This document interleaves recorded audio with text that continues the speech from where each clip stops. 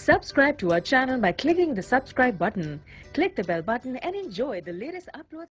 السلام علیکم ناظرین، کہتے ہیں کہ خراسان کا بادشاہ شکار کر کے واپس آنے کے بعد تخت پر بیٹھا ہوا تھا۔ تھکاوٹ کی وجہ سے اس کی آنکھیں بوجھل ہو رہی تھیں۔ بادشاہ کے پاس ایک غلام نہایت ادب کے ساتھ ہاتھ باندھے کھڑا ہوا تھا۔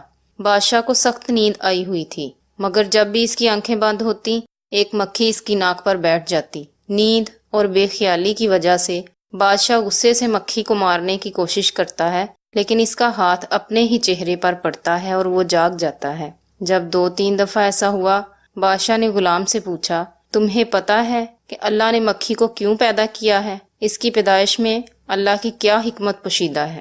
غلام نے بادشاہ کا یہ سوال سنا اور اس نے ایسا جواب دیا جو سنہرے حروف میں لکھے جانے کے قابل ہے۔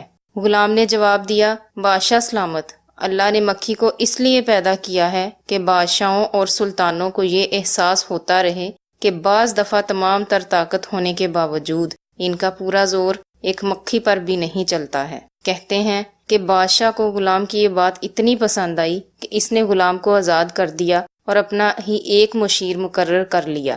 ناظرین، اگر آپ کو ہماری یہ ویڈیو پسند آئے تو اس کو لائک اور شیئر ضرور کریں، اور ہمارے چینل آن لائن اردو کو ضرور سبسکرائب کریں تاکہ آپ کو مزید اچھی ویڈیوز ملتی رہیں۔ اپنا خیال رکھیے گا اور دعاؤں میں یاد رکھیے گا۔ اللہ حافظ۔